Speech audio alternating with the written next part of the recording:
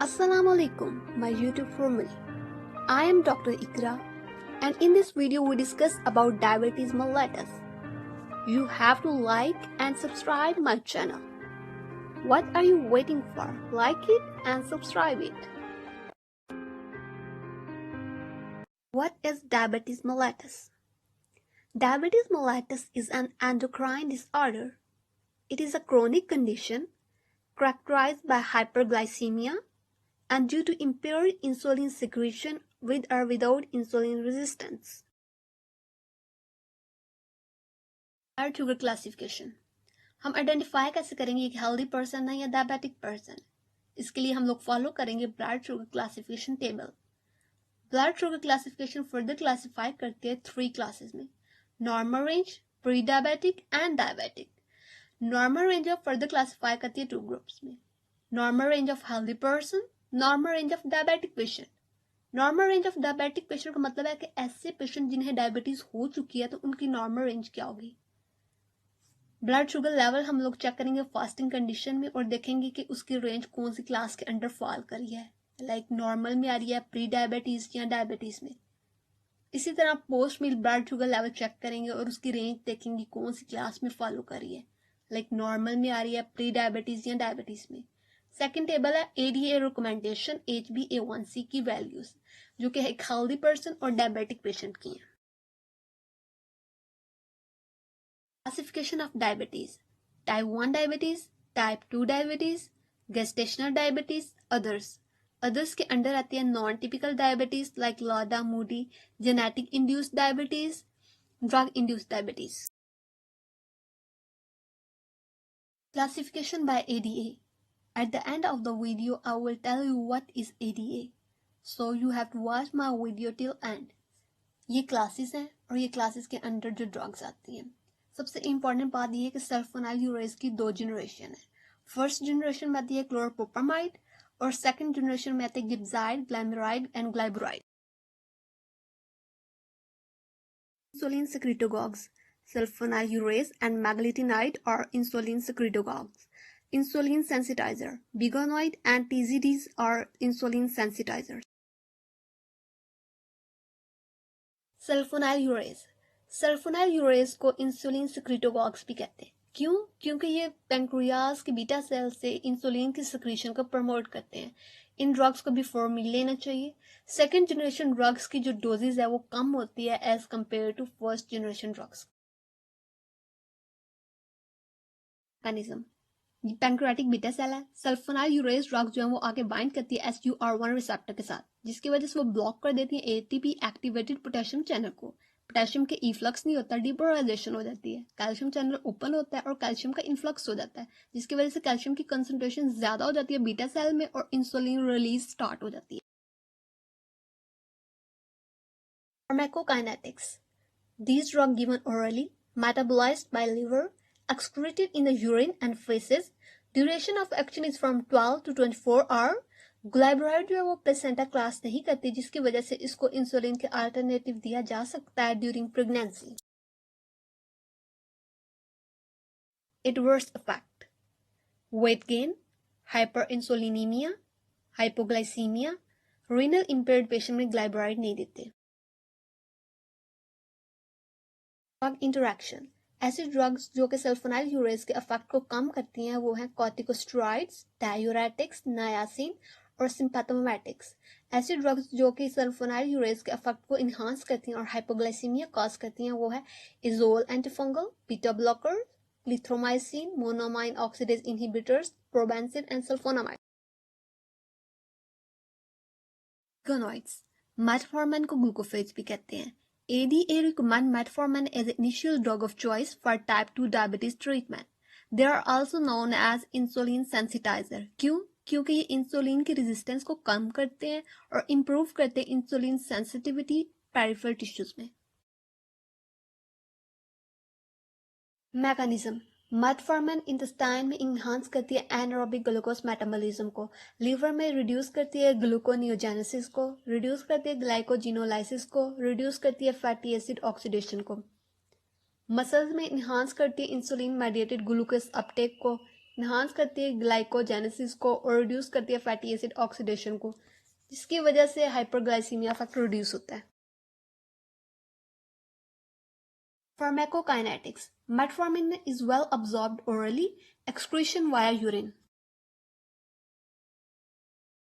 Adverse effect. Metformin causes diarrhea, vitamin B12 deficiency, weight loss, contraindicated in renal dysfunction, discontinued in cases of acute myocardial infarction, exacerbation of heart failure, sepsis, or acute heart failure. Temporarily discontinued in patient undergoing IV radiography. Azolidinediones TZD इन्हें insulin सेंसिटाइजर, ग्लूटाजोन और यूग्लाइसेमिक्स भी कहते हैं। ADA recommend pioglitazone as second line agent for the treatment of type 2 diabetes. Mechanism, ये adipocyte है। TZD drug enter करेगी adipocyte में और एज एगोनिस्ट एक्ट करेगी पर ऑक्सीसोम प्रोलिफरेटेड एक्टिविटी रिसेप्टर के साथ, जो कि न्यूक्लियर हार्मोन रिसेप्टर है, जो कि एक्टिवेट करेगी ट्रांसक्रिप्शन को, ट्रांसलेशन को और इंसुलिन सेंसिटिविटी को इन्हांस करेगी एडिपोज टिश्यू में, लीवर में और स्केलेटल मसल में। TZD जो ड्रग है पियोग्लिटाजोन, वो PPAR अल्फा और गामा दोनों रिसेप्टर पे एक्ट करती है, जबकि रोसिग्लिटाजोन जो है वो PPAR गामा रिसेप्टर पे एक्ट करती है। काइनेटिक्स, TZD ओरल एडमिनिस्ट्रेशन के बाद वेल अब्जॉर्ब हो जाते हैं। पियोग्लिटाजोन के जो मेटाबोलाइट है वो एक्सक्रीट करते हैं थ्रू बाइल और एलिमिनेशन होती है थ्रू फेसेस, लेकिन रोसिग्लिटाजोन जो उसके मेटाबोलाइट वो एक्सक्रीट करते हैं through urine. Adverse effect, weight gain, osteopenia, bladder cancer.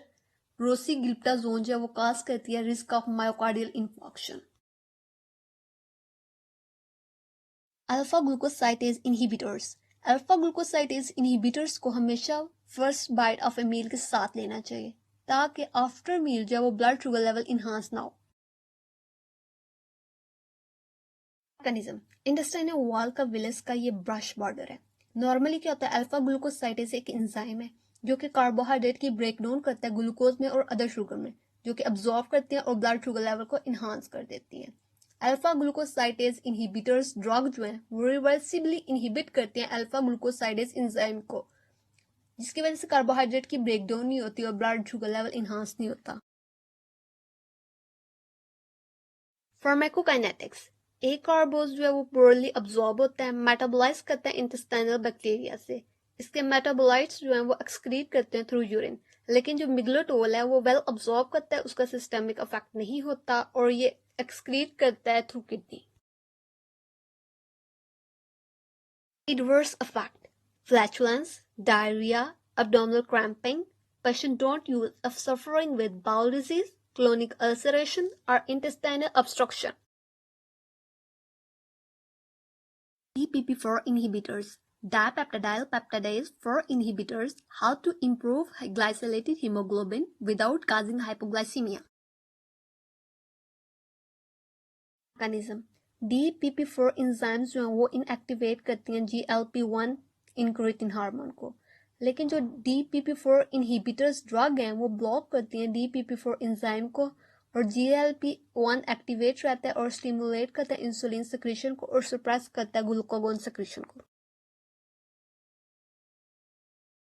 Pharmacokinetics, DPP4 inhibitors जो है वेल अब्जॉर्ब होते हैं आफ्टर ओरल एडमिनिस्ट्रेशन। सिजाग्लिप्टिन जो वो मेटाबोलाइज करती है थ्रू साइटोक्रोम P450-3A4-5 अपने एक्टिव मेटाबोलाइट में और एलिमिनेट करती है थ्रू रेनल। एलोग्लिप्टिन और सिटाग्लिप्टिन जो वो एक्सक्रीट करते हैं थ्रू यूरिन। लिनाग्लिप्टिन जो वो एलिमिनेट होती है थ्रू इंटेरोहेपेटिक सिस्टम।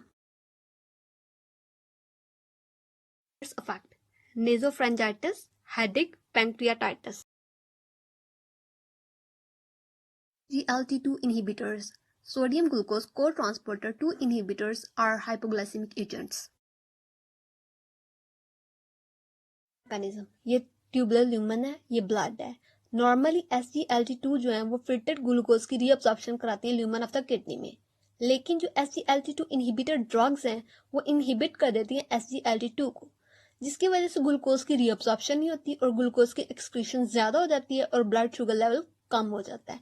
बिल्कुल इसी तरह ये सोडियम की भी रीअब्सॉर्प्शन को कम कर देती है और सोडियम की एक्सक्रीशन ज्यादा कर देती है और ये कॉज करता है ऑस्मैटिक डायूरेसिस। फार्माकोकाइनेटिक्स, SGLT2 इनहिबिटर्स जो हैं वो ट्रीट करती हैं टाइप 2 डायबिटीज़ को। कैनाग्लिफ्लोजोन जो है उसको हमेशा first meal of the day से पहले लेना चाहिए। SGLT2 इनहिबिटर्स जो हैं वो मेटाबोलाइज करती हैं through glucuronidation to inactive metabolites. Reverse effect. SGLT2 inhibitors causes female genital mycotic infection, urinary tract infection, hypertension. मैग्लेटिनॉइड्स, इन्हें इंसुलिन सिक्रीटोगॉग्स भी कहते हैं और ग्लिनाइड्स भी। मैकेनिज्म, ये पैंक्रियाटिक बीटा सेल है। मैग्लेटिनॉइड ड्रग्स जो हैं वो इस रिसेप्टर के साथ आके बाइंड करती हैं और एटीपी सेंसिटिव पोटेशियम चैनल को ब्लॉक कर देती हैं, जिसकी वजह से पोटेशियम का इफ्लक्स नहीं होता और मेम्ब्रेन डिपोलराइजेशन हो जाती है। कैल्शियम का इन्फ्लक्स होता है, कैल्शियम की कंसंट्रेशन इन्हांस होती है और इंसुलिन रिलीज स्टार्ट हो जाती है। फार्माकोकाइनेटिक्स, मैग्लेटिनाइड्स को हमेशा बिफोर मील लेना चाहिए और एडमिनिस्ट्रेशन के बाद इनकी वेल अब्जॉर्प्शन हो जाती है। As compare to sulfonylureas, इनका रैपिड एक्शन और शॉर्ट ड्यूरेशन ऑफ एक्शन होता है। मेटाबोलाइज करते हैं अपने इनएक्टिव मेटाबोलाइट्स में through cytochrome P450-3A4। Reverse effect, hypoglycaemia, weight gain. Bile acid sequestrant, colesevelam जो है वो दो चीज़ों का लेवल रिड्यूस करती है। फर्स्ट, कोलेस्ट्रॉल का लेवल रिड्यूस करती है, डेट इज LDL, और second, blood sugar level reduce करती है by reducing glycosylated haemoglobin. Dopamine 2 agonist, bromocriptine जो है वो ब्लड शुगर लेवल रिड्यूस करती है बाय रिड्यूसिंग ग्लाइसिलेटेड हीमोग्लोबिन।